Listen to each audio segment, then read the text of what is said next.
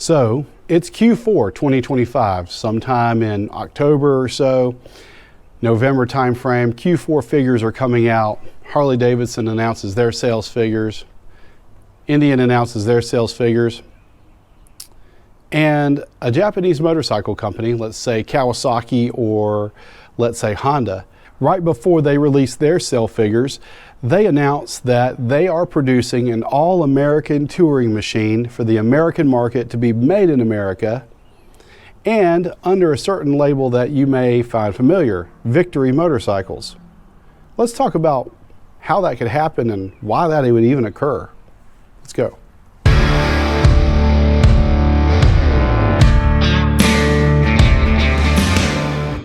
So I was just reflecting on the video that I did in response to Shade Tree Surgeon. He did a video a little while ago talking about Japanese touring motorcycles, or I'm sorry, Japanese cruising motorcycles, and did so in a way that was kind of derogatory, saying that these were lowercase motorcycles and that Japanese cruisers were kind of a knockoff of the proven Harley-Davidson. And while I disagreed with him, I thought that Japanese motorcycles held their own, that they were interpretations of a classic American motorcycle that were made for the American market. I was thinking on that a little bit more and was wondering in my head, what is the way forward if the Japanese motorcycle companies wanted to really wanted to take back on and reignite the cruiser war, what that would be like. And I kind of in my head came up with a path to success. If a certain Japanese motorcycle manufacturer wanted to follow this, I think they would have a pretty good shot at capturing a fair share of the American motorcycle market. And it's not something that's too far-fetched. So let's dive into what I think that would look like. But before that, let's talk about Burroughs Point All Access. So memberships are now open. That allows you to become a Burroughs Point Insider and get access to all kinds of things that are not open to the general public. By becoming a Burroughs Point Insider, you get access to exclusive bonus footage. I give you raw, unedited rides. I give you all the behind the scenes, things of that nature. You get access to exclusive discount codes at the Burroughs Point merch store where you can get things as low as I can slash them, and a whole lot more that's coming. By signing up for a membership, you help out this channel and help me to continue to produce quality content for y'all to enjoy. And if you're not ready to commit to a membership and a one-time thing is more your style, check out the super likes down below. You can show your support that way as well. And if things are really tight, don't worry about it. I understand. You can also help out the channel by sharing this channel with others, helping to get them to subscribe, getting your dad, your uncle, your brother, your hot sister, all of them to subscribe to my channel. That'd be super. As always, thank you for your love and support. I appreciate you guys watching my channel, and I look forward to continue to make content for y'all to enjoy. So with that, let's get back to the subject at hand. So in order to understand about how this could work, let's talk about where we are right now. As of March of 2025, pretty much the Japanese touring, Japanese cruiser market is in shambles. You could say that the Harley-Davidson Japanese cruiser war is over, and it's pretty clear who won.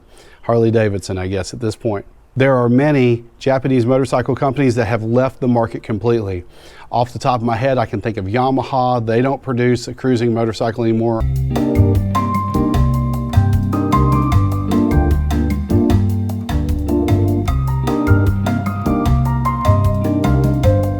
I think they produce like a 250, and that's it. Suzuki is still in the market, but they've got a model that's been out forever, and they're still producing the same thing. They haven't updated a lot of these models in quite a while, so they're just kind of riding these models out. They've already done the R&D, and as long as they're selling under a certain base amount of these motorcycles, they're going to continue to produce them. Kawasaki is also on that same kick. They've done their R&D in their line. They're continuing to produce motorcycles. Notably though, Kawasaki is the only Japanese motorcycle manufacturer that is producing a over 1,000 cc touring motorcycle in the Kawasaki Vulcan Voyager, and the only bagger style motorcycle over 1,500 cc's in the Kawasaki Vulcan Vaquero. Honda, interestingly enough, has made some inroads in the V-twin area, but their main bread and butter for the touring motorcycles is the Goldwing. So it's not even a V-twin type motorcycle. And when I'm talking about the cruiser lineup, I'm talking about V-twin cruising motorcycles. So if it's not that, I ain't talking about it. Now, Honda is making the Honda Rebel 1100T, which is actually a relatively new design. So they've made some inroads making a 1000cc or larger V-twin type motorcycle in the Honda Rebel 1100T. They actually have a small fairing on it and some saddlebags, so it's actually a bagger. And it's probably one of the first baggers that a Japanese motorcycle company has come out with in recent history.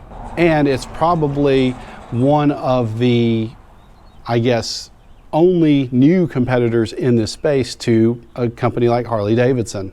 But that's about it. That's what we've got so far for some of the legacy Japanese motorcycle manufacturers. And so there's not really anything out there to really compete with the kings of the road like the Harley-Davidson Road Glide or the Indian Pursuit. Now let's talk about how this potentially could happen. So I think out of all the four motorcycle manufacturers, out of the four Japanese motorcycle manufacturers, the only ones that have US production is Kawasaki and Honda. The other two don't really have any US production. Also, out of the big four Japanese motorcycle companies, three of them are on relatively good financial footing. So you've got Honda, which is North American, basically one of the biggest North American motorcycle companies for the Japanese. Behind that arguably would be Kawasaki and Yamaha, and they may be on pretty equal footing. And then you have Suzuki that's kind of bringing up the rear. Now Suzuki notably is one of the smaller Japanese motorcycle companies. They don't have as much investment capital as some of the other three. So those are all the players in the game and where we're at right now. So how could a Japanese motorcycle make it in the American market? Well, let's look at the essential elements. You have to have a V-twin engine. Has to be a large V-twin engine as well. So you're talking about over 1500 cc's. You're looking at something, in order to compete now with the Power Plus 114 out of Indian, as well as some of the larger engines in the Harley-Davidsons, you've got to be pushing 115, 120 cubic inches. And it would be helpful if you, instead of measuring it in cc's, measure it in cubic inches. So really you need to be looking at a very large displacement type of motorcycle engine. Next thing, you have to have classic American styling. You can't have goofy things on your motorcycles. Some of the Japanese cruising motorcycles, when they came out, they were trying to try new things, but it ended up not really playing well with the American market. You've got to stick with tried and true. The American cruiser market is all about tradition.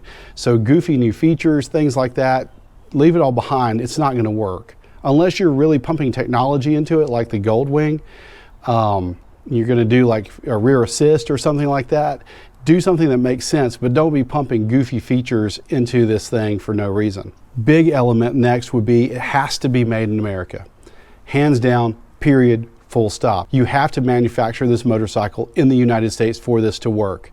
Otherwise, it's dead on arrival. The next thing is, one of the big complaints about Harley-Davidson and to an extent Indian is that they've positioned themselves as premium motorcycles. So you have to, if you're going to go down this road, you're going to do this thing, you're going to have to undercut Indian and Harley-Davidson. You've got to beat them financially at their own game, and you've got to produce a product that's going to really call to the blue-collar workers, to folks who are on a fixed income, retirees, things like that. You've really got to market to these people in order to sell them a motorcycle, because that's who you're selling to.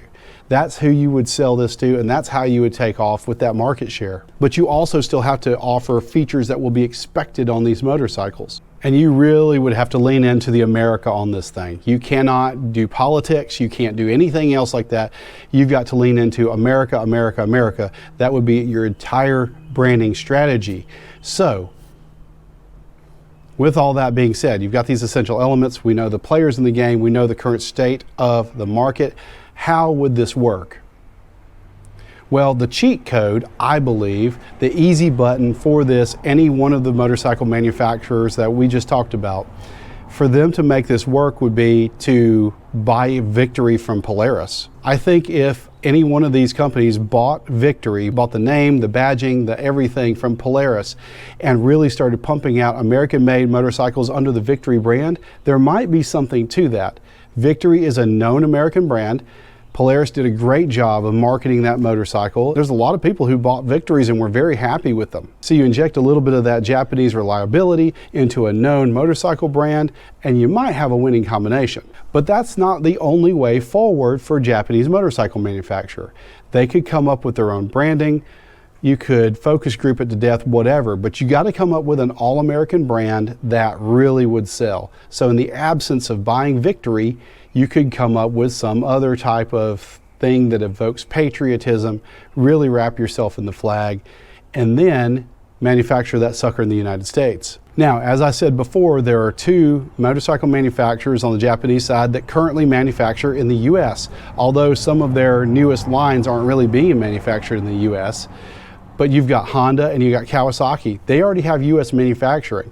So maybe it wouldn't be too hard to turn on a new line and manufacture something like that here. But at the same time, it wouldn't be terribly hard for one of the other companies to establish a factory to build a new line of motorcycles here in the United States, if they really invested themselves into the project and really threw themselves in. Notably so, they could bring their lines that are being produced in Japan or Thailand or wherever they're being produced, they could bring them to the United States and manufacture them here too, and do so under the current banner of whatever brand that they're going to come up with. Like a lot of automotive manufacturers, they're discovering if they move to the South and open up facilities in the South, there's a lot of tax abatements, there's a lot of incentive to opening a factory in the South. And there's no shortage, especially if you're talking about automotive production jobs, the South is becoming the new Detroit. So getting people who are skilled at manufacturing, if you bring a new motorcycle manufacturing facility to the South, you could arguably make that work for not a heck of a lot of money. I mean, it's going to be expensive, but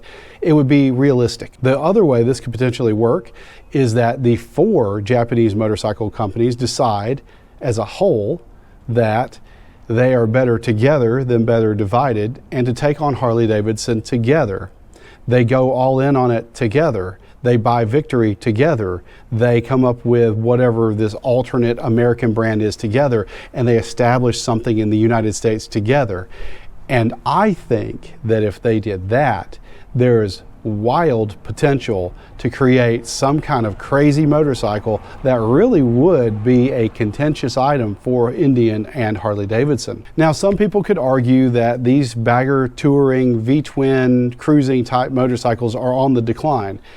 And maybe so. They all might be squabbling over a shrinking pie at the end of the day, and that might not be a good thing. But then again, who knows? Maybe if they come up with this awesome new motorcycle, meaning if the Japanese motorcycle companies came up with an awesome new cruising motorcycle concept, it might ignite the industry. Who knows? Innovation? Who knows? But anyhow, I think it's a mistake for these Japanese motorcycle companies, if they're going to produce large touring motorcycles, to move these production lines out of the United States, because they're really hurting their customer base. One of the reasons why people are apt to buy Harley-Davidson or are apt to buy Indian is that they're manufactured in the United States. So to bring those lines here gives you some kind of, you can start to be in the competition, because you're not in the competition right now for a lot of people because you manufacture overseas. But at least if you manufacture in the US, you can sell in the US, and there you go. You're at least in the conversation of, hey, we make these things in the United States. So anyhow, what do y'all think? Is this a way forward potentially for the big 4 Japanese motorcycle companies to come in and reignite the cruiser war and potentially get an upper hand? Do you think it's over? Do you think the Japanese motorcycle companies are out and they just don't even want to come back into this market? Leave a comment below. Let's talk about it. And as always, I'll catch you guys on the next one. Thanks for watching. Before you go, support our sponsors. Link below. Support the channel. Show you care. Super thanks become a